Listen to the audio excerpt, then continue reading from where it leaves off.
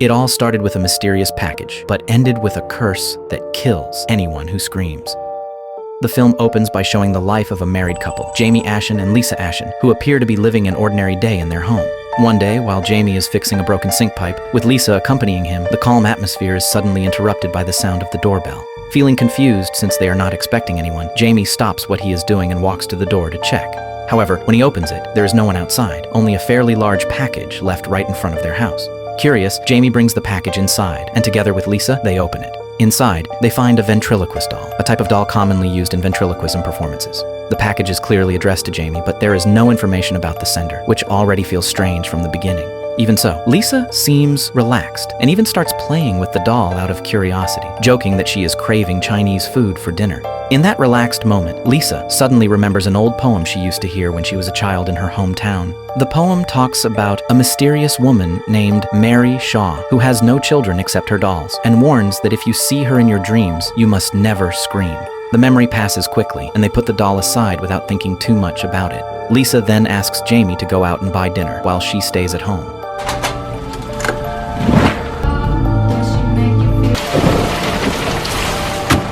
When she is alone, Lisa brings the doll into the bedroom and lays it on the bed as if there is nothing to worry about. However, the atmosphere slowly begins to feel unsettling as strange things start to happen. The doll that was lying still suddenly changes position for no clear reason, making Lisa feel uneasy. Because the doll looks disturbing, she covers it with a cloth. The situation becomes even more unsettling when the loud music that was playing in the room suddenly disappears, replaced by an eerie silence. In that silence, Lisa hears faint laughter coming from the bedroom. With a mix of curiosity and fear, she goes inside to check the source of the sound and slowly approaches the covered doll. But just as she's about to remove the cloth, something unseen suddenly attacks her and throws her away.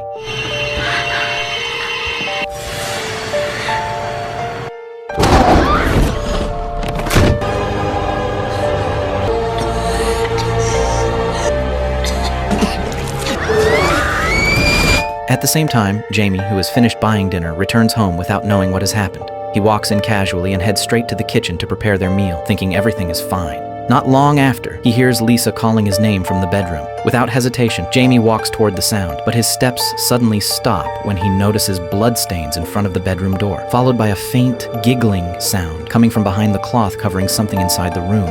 At first, Jamie thinks Lisa is just playing a prank on him, but when he gets closer and removes the cloth, he is shocked to find Lisa already dead, with her tongue violently torn out.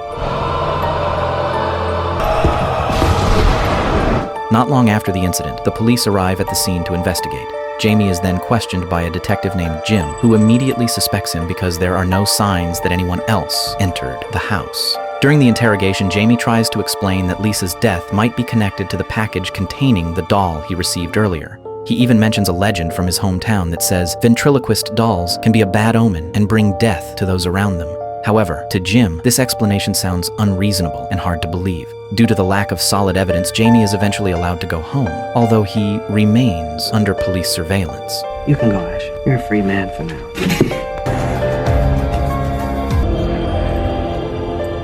After returning home, Jamie re-examines the mysterious package he received earlier, as if something had been overlooked. Driven by curiosity, he tears into the inner lining of the box and eventually finds a logo that reads Mary Shaw and Billy. The name immediately reminds him of Mary Shaw, a legendary ventriloquist from his hometown. In the past, Mary was known for always performing with her beloved doll named Billy, and from this, Jamie realizes that the doll he received is most likely the same Billy from that old story. Feeling increasingly uneasy, Jamie decides to return to his hometown, a small town called Ravens Fair, hoping to find answers to the strange events surrounding him.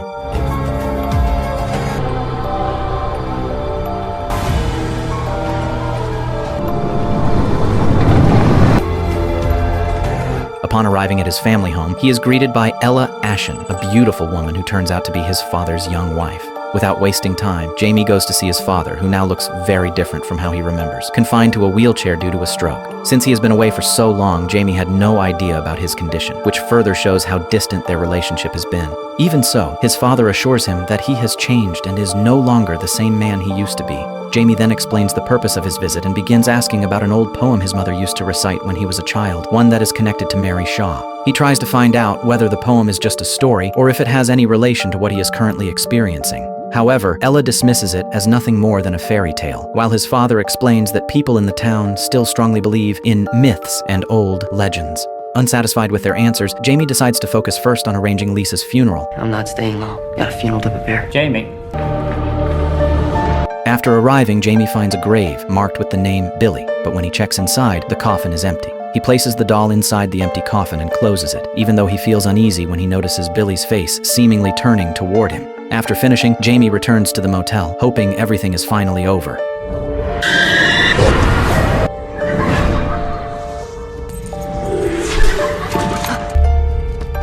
However, things only become more confusing when he arrives and finds Billy already back in his room. Not long after, he learns that Detective Jim is the one who took the doll. Jim had secretly followed Jamie to the cemetery and assumed that burying the doll was an attempt to hide evidence. Jamie tries to explain that the doll originally came from that grave and that he was simply returning it to where it belonged. He also tells Jim about the legend of Mary Shaw being buried along with her collection of dolls. However, to Jim, it all sounds irrational. He even challenges Jamie, asking whether he truly believes that a ghost is responsible for Lisa's death. Jamie cannot be certain, but he is convinced that whoever sent the doll must be connected to what happened. Despite that, Jim sticks to logic and leaves, taking Billy with him as evidence. Sleep tight.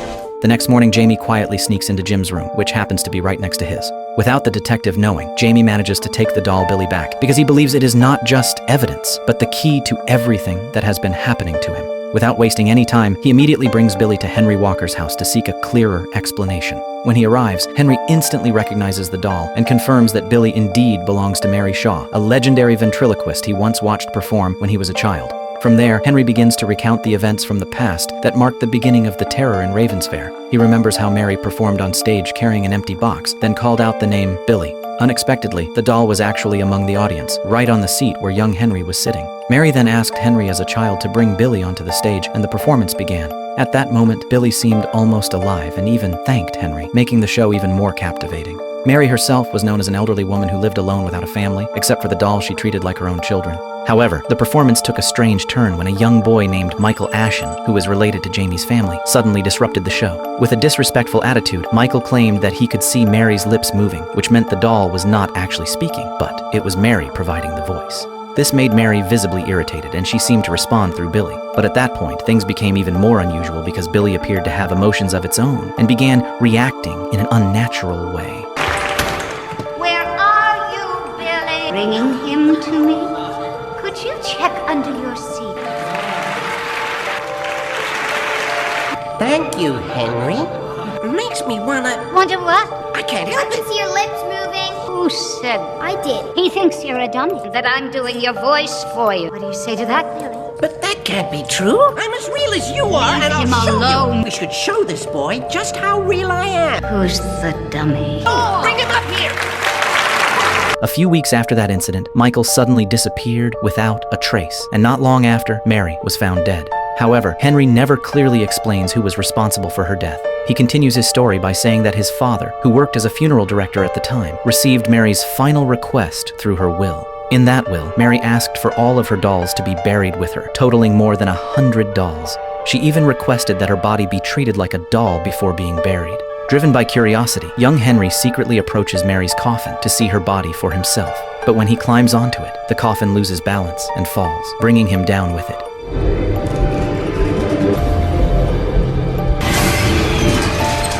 At that moment, young Henry sees Mary's body, which has been altered to resemble a doll. The situation becomes even more terrifying when he feels as if Mary is standing right in front of him, ready to attack. Fortunately, his father arrives just in time, and when they check again, Mary's body is still lying on the ground, as if it had never moved. Since that incident, Raven's Fair has been haunted by a series of terrifying and mysterious events. Many residents have died under strange circumstances, and, most disturbingly, nearly all of the victims are found with their tongues removed, including Lisa. To support his story, Henry even shows photos of his own family members who suffered the same fate. Your wife's posed in fangs. Hearing all of this, Jamie becomes convinced that what is happening cannot be explained by logic alone. He then decides to go to the old theater where Mary Shaw once performed, hoping to find answers. However, Henry tries to stop him and warns that Mary will not stop chasing anyone who mentions her name until she hears their scream. Despite the warning, Jamie insists on going because he wants to know who actually sent the doll to him. At the same time, Jim conducts his own investigation by going to Mary Shaw's grave and digging up several graves connected to her dolls. What he finds is shocking, as all the coffins he checks are empty. Check it out, kids. What I want to know. Meanwhile, Jamie crosses over to the theater by boat. The building appears abandoned and long neglected.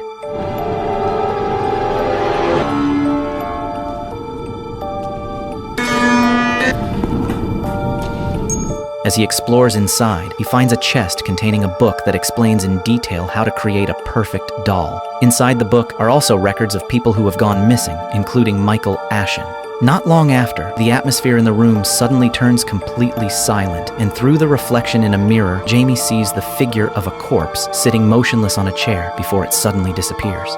Realizing how dangerous the place is, Jamie decides to leave the theater immediately. The story then shifts back to Henry. Inside his house, he hears Marion talking to someone, but her tone sounds strange and filled with fear. The voice responding to her mentions that their family has revealed a secret and now must face the consequences. Feeling suspicious, Henry approaches the source of the voice, only to be shocked when he realizes that Marion is actually talking to the doll, Billy. Seeing this, Henry becomes furious and immediately takes the doll, intending to bury it again so that all the strange events will come to an end. However, before he can do that, he hears a noise coming from beneath the hallway of his house. Thinking it is Marion, Henry goes down to check. In the dark corridor, he keeps calling his wife's name, but the only thing he hears is faint, unclear groaning. The situation becomes even more terrifying when the door behind him suddenly slams shut on its own, trapping him inside. In a panic, Henry asks Marion to open the door, but instead, the figure of Mary appears right in front of him. Marion, open the door.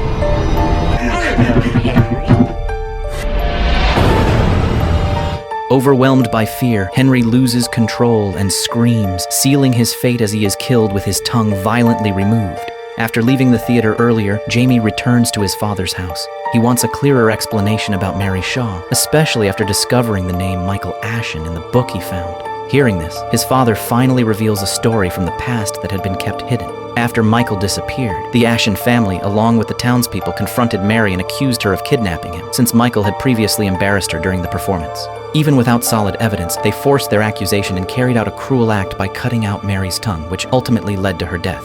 However, the story did not end there. After her death, Mary Shaw returned and began taking revenge on those who had wronged her. One by one, those involved met the same fate, dying with their tongues removed. Not only them, but even their families became victims as well. Jamie's father then admits that the reason he drove Jamie away in the past was to protect him from all of this. He hoped that by staying away, Jamie could escape the curse, although in the end it did not work, and Lisa still became a victim. Not wanting to remain in confusion any longer, Jamie decides to find a way to stop everything. However, before he can leave, Jim is already waiting outside the house and is even more convinced that Jamie is involved in all these events. Based on his investigation, all the dolls in the graves have disappeared, and the fact that Jamie took Billy from his room only strengthens his suspicion.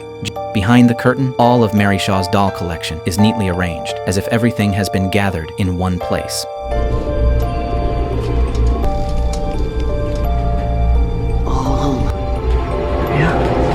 However, out of all the dolls, one is missing, which is Billy. Not only that, they also discover the body of a young boy stored there, which can be confirmed to be Michael Ashen, who had been missing for a long time.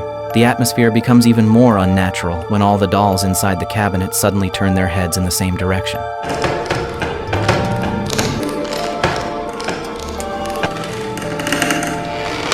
Their gaze then fixes on a clown doll sitting quietly on a rocking chair. As Jamie begins to realize that something is wrong, he calls out the name Mary Shaw. The rocking chair where the clown doll is sitting slowly comes to a stop. Not long after, Mary appears from the shadows, revealing that everything that has happened is part of the revenge she has long planned against those who once wronged her. Still confused, Jamie demands to know why Lisa also became a victim, and Mary reveals a truth that hits him even harder. She explains that Lisa carried the bloodline of the Ashen family, meaning she was pregnant with Jamie's child at the time.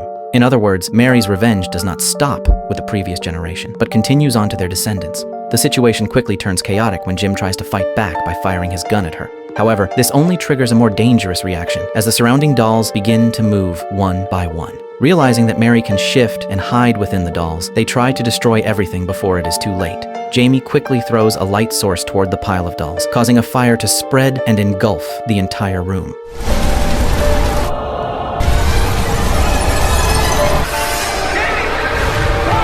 In the chaos, they attempt to escape, but Jim is struck by misfortune when he falls and instinctively screams, which seals his fate as the next victim. Meanwhile, Jamie, who almost suffers the same fate, manages to hold back his scream, even after falling, and eventually escapes the building.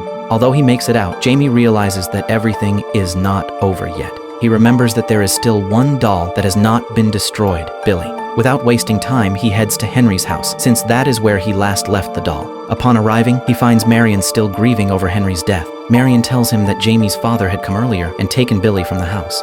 Hearing this, Jamie immediately feels that something is not right. He knows very well that his father has been confined to a wheelchair, making it impossible for him to come there on his own. His suspicion grows stronger, and he decides to return to his father's house to find out the truth. As expected, he finds Billy already there. Before he can fully understand what is happening, Mary Shaw appears once again, forcing him to act quickly. Jamie immediately grabs the doll and throws it into the fireplace, causing Mary to react in pain before finally disappearing. As Jamie approaches his father, he begins to notice that something is not right with his body. When he looks closer, he sees that there is a hole in his father's back, with a wooden rod inserted inside to support his body and keep it upright.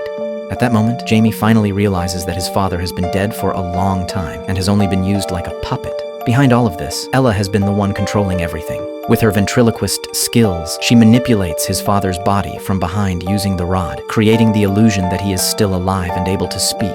Everything that once seemed normal turns out to be nothing more than a carefully crafted manipulation. This truth becomes even clearer when Jamie recalls the book he found in the theater about how to create a perfect doll. The figure illustrated in the book looks strikingly similar to Ella, leading him to the conclusion that she is not human, but a perfect doll created by Mary Shaw as part of her plan. Unlike the other dolls, Ella was made with a much higher level of perfection, allowing her to imitate a human almost flawlessly. This is what makes Ella the ideal vessel for Mary Shaw. As shown before, Mary has the ability to move between and control her dolls, but through Ella, she gains something far more powerful. This perfect body allows Mary to move freely, unlike ordinary dolls, as if she has truly returned to life in human form. Through this, Mary is able to carry out her revenge more effectively, using Ella as her main medium to approach and destroy the Ashen bloodline. It is then revealed that the one who sent the doll Billy to Jamie's house was Ella, who had been controlled by Mary Shaw all along. None of it was a coincidence, as Mary knew that Lisa was carrying Jamie's child, making the doll the starting point of the revenge plan she had carefully set in motion from the very beginning. In the end, after killing Jamie, Mary closes her book, marking the end of the story.